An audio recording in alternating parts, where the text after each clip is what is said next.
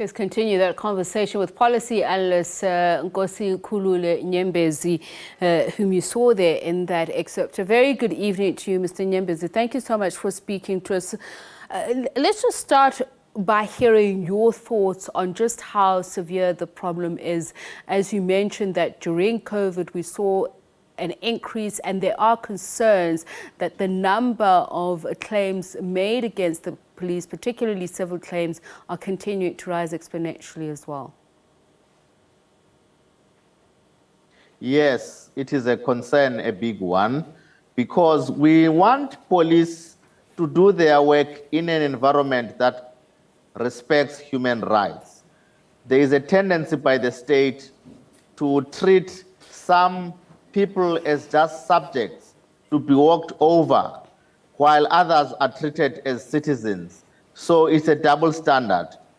What we are seeing in terms of those claims is something that speaks to the relationship that should be built between citizens and the state, particularly policing, so that we can respect human rights. We hope that the department can learn that it's not about the use of harsh force. It's not about the use of brutal force that will bring safety and security in our communities, but through something that is going to build confidence in the policing services and in the states as a guarantor of our safety and security.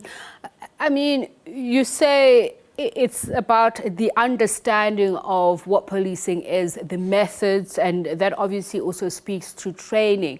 But just looking at figures that were released, I think August or September, notwithstanding the figure that counts how much civil claims against police are or is, there was another number, 5,295, that's being investigated by IPID. That is a separate figure for police misconduct, which also includes death by police hand, rape and assault. And some of these, I think, really go beyond the lack of training and understanding, because certainly the sexual assault of our citizens should not even be in play when we talk about people who are supposed to be protecting us.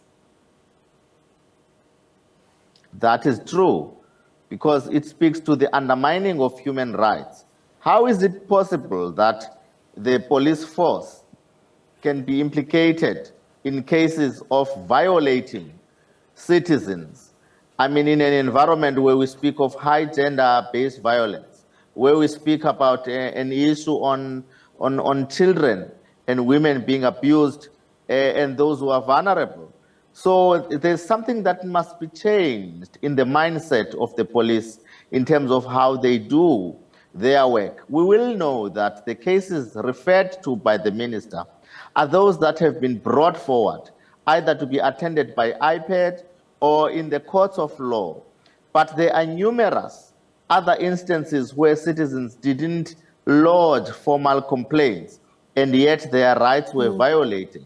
So in order to change this mindset in terms of how we view the police as the citizens, something needs to be done in public communication and in the manner in which the police treat citizens who are law-abiding citizens, who are suspects in many cases, and yet in the manner in which the police treat them, it undermines their rights in such a despicable way. So, Nkosikhulule, what you're saying is that there could actually be potentially more than this figure of 13,500 active cases, civil cases against police.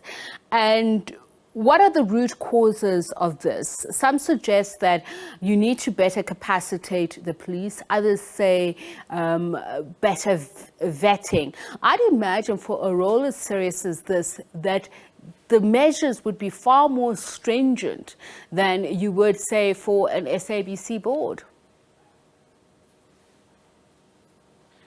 There must be training, that human rights education. Human rights education is what is important, because that in itself is a human right. To say, as a police force, this is what you are here for, to protect the citizens.